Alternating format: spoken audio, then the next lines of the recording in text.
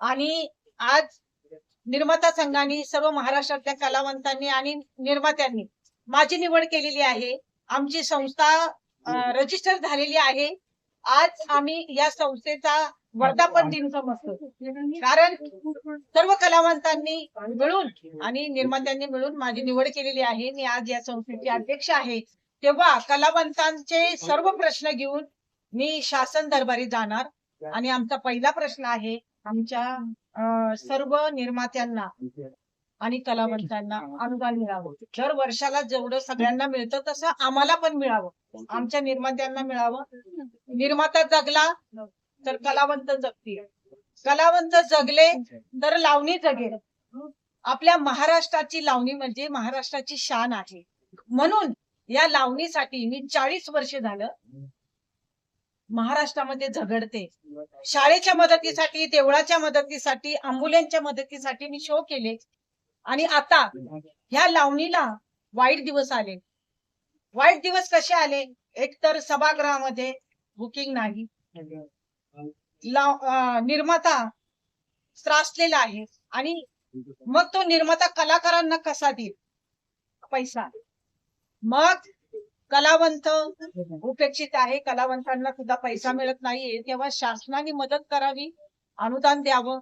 आणि यापुढे यात्रा, जत्रा, वाढदिवस या ठिकाणी कार्यक्रम होतात तेव्हा लावणीची अवहेलना करू नये, व्यवस्थित पैसे द्यावे. यासाठी माझी गाववाल्यांना नम्रतेची विनंती आहे की आम्हा निर्मात्यांना सतू नका. लाख, 1.25 लाख, 1.5 लाख द्या, त्यांच्याही मागे खर्च आहे. आज तुम्ही सगळ्यांना देताय पैसा, मग लावणीला का देत नाही? लावणीची जरा कदर करा, ही महाराष्ट्राची शान आहे. लावणीला सन्मान कसा भेटेल, काय आव्हान काय करणार? लावणीला सन्मान आहे. गेल्या 40 वर्षामध्ये खूप मोठा सन्मान मिळालेला आहे. देशाला 50 वर्ष झाले, तेव्हा मावळणकर सभागृहामध्ये दिल्लीमध्ये मी शो केलेला आहे. लावणीला सन्मान आहे, पण ती आता कुठेतरी घसरत चालते, कारण आताचे अंगविक्षेप चाललेले आहेत. त्याच्यामुळे तेव्हा प्रेक्षकांनी सुद्धा जरा भानावर यावं आणि आपल्या लावणीला, महाराष्ट्राची शान आहे. परदेशाने जर कार्यक्रम मागितला तर फक्त नाटक आणि लावणी एवढेच कार्यक्रम मागतात. म्हणून आपल्या लावणीची अवहेलना करू नका. लावणीला सन्मानाने बघा आणि शासन दरबारी सर्व कलाकारांचं, महाराष्ट्रातल्या कलावंतांचं आणि निर्मात्यांचं काय म्हणणं आहे ते घेऊन आम्ही सर्व निर्माते शासन दरबारी जाणार. अजून गेलेलो नाही, आता जाणार आहे. तेव्हा शासनाने सुद्धा आमची दखल घ्या. शेवटचा प्रश्न घेतो मी. कलावंतांचे हाल आहेत, कलावंत कर्जबाजारी आहे, कलावंतांचं म्हणजे विषय बघितलं तर आर्थिक स्थिती खूप कमी आहे, त्यांना आरोग्याचे हे त्रास आहेत. तर हे सर्व मुद्दे घेऊन आपण सरकार दरबारी आपण जाण्यासाठी थोडा वेळ झाला असं नाही वाटत का? आधीच जायला पाहिजे होतं. हॉस्पिटलचं याचं सगळं आधी जायला पाहिजे होतं, पण आता खूपच लावणीची विचित्र अवस्था झालेली आहे. म्हणून आम्ही आता इथून मागे जरा बरं होतो, पण आता विचित्र अवस्था झाल्यामुळे आम्हाला सरकारकडे धाव घेण्याची गरज आहे.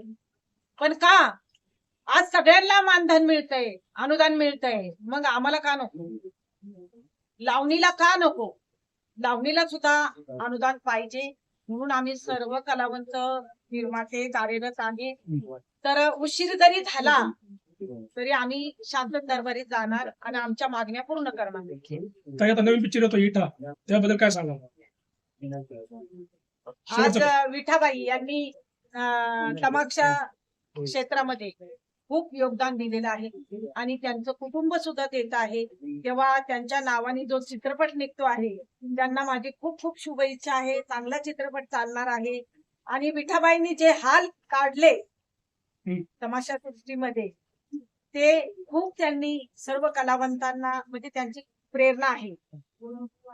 तेव्हा विठाबाईच्या नावावरती जो चित्रपट येतोय, त्यांना माझी खूप खूप शुभेच्छा आहे आणि चांगला तो चित्रपट चालणार आहे आणि चालावा. नमस्कार. अभिनेता, निवेदक, भारतीय जनता पार्टी सांस्कृतिक आघाडी आणि ऑल आर्टिस्ट फाउंडेशन महाराष्ट्र अध्यक्ष योगेश सुपेकर. कोणत्याही कलेला राजाश्रयाशिवाय लोकाश्रय नाही, हे आपल्या सर्वांना माहिती आहे. आज आपण पाहत आहोत की शाहिरांचे शाहीर पठ्ठे बापूराव यांच्या लेखणीतून ही लावणी मराठी मनापर्यंत पोहोचली. मराठी मनाची पाहुणी मिळवणी झालेली संस्कृती म्हणजे लावणी. लावणी म्हणजे महाराष्ट्र, हे संपूर्ण विश्वाला त्या ठिकाणी माहिती आहे. या पारंपरिक लावणीचा जो काळ आपण पाहिला की हा काळ गाजवणाऱ्या अनेक लावणी सम्राज्ञींमध्ये सुरेखाताई पुणेकर यांचं नाव आज अग्रगण्य त्या ठिकाणी आहे. यांनी तो काळ पाहिला, तो लावणीचा सुवर्ण काळ यांनी निर्माण केला, यांनी तो आणला. तो काळ जगलेले सर्व कलाकार आज महाराष्ट्राला चांगले चांगले लावण्यवती कलावंत या माध्यमातून दिले गेलेले आहेत. हाऊसफुलचे बोर्डच्या बोर्ड अनेक थिएटर्सला महाराष्ट्राच्या झळकल्याचं आपण त्या ठिकाणी पाहिलेलं आहे. पण अलीकडच्या या काळामध्ये जर आपण पाहत आहोत की असे एक छान वसंत सबनीसांचं वाक्य आहे, असा असावा वरुण रांगडा मराठमोळ्या बोलीचा, आत खुलावी कळी कलेची, वास नसावा होळीचा. म्हणजे लावणी लोककलेमध्ये आचकटपणा, विचकटपणा, विभत्सपणा त्या ठिकाणी नसावा असा बोध महाराष्ट्राला आपण दिलेला आहे. पण अलीकडे तसंच घडू लागलेलं आहे. मराठी संस्कृती, लावणी हिचं विकृतीकरण आपल्याला यात्रा जत्राच्या माध्यमातून त्या ठिकाणी पाहायला मिळतं.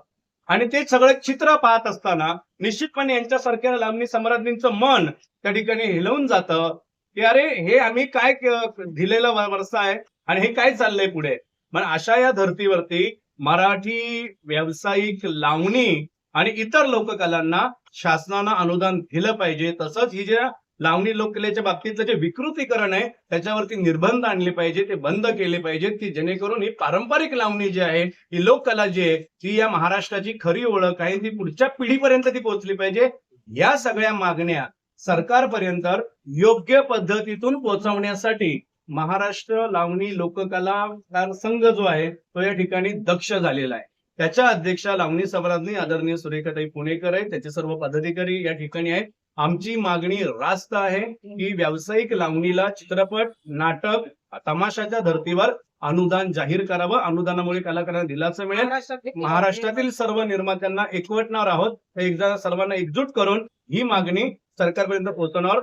ते पोहोचवण्याच्या आधी आपल्यासारख्या प्रतिथयश इलेक्ट्रॉनिक चॅनलच्या माध्यमातून, वर्तमानपत्रांच्या माध्यमातून निश्चितपणे आम्हा सर्व कलावंतांची व्यथा आपल्या लेखणीच्या माध्यमातून तुम्ही सर्वजण महाराष्ट्राच्या मनापर्यंत, कानापर्यंत आणि सरकारच्या नजरेपर्यंत पोहोचवाल हा मला विश्वास. सरकारकडून काय नेमकं आपल्याला मी आता तेच निकम साहेब सांगितलं की सरकारकडून आम्हाला एवढंच अपेक्षित आहे की हे सरकार कलाकारांसाठी काम करणार आहे, कलाकारांच्या बाबतीत असलेले संवेदनशील सरकार आहे. हे निश्चितपणे आम्हा सर्व कलाकारांची मागणी मान्य करतील, पारंपरिक लावणी आणि लोककलेला अनुदान त्या ठिकाणी जाहीर करतील आणि या निर्मात्यांना, कलावंतांना, लावणी संस्कृतीला निश्चितपणे मोठ्या प्रमाणामध्ये दिलासा देतील.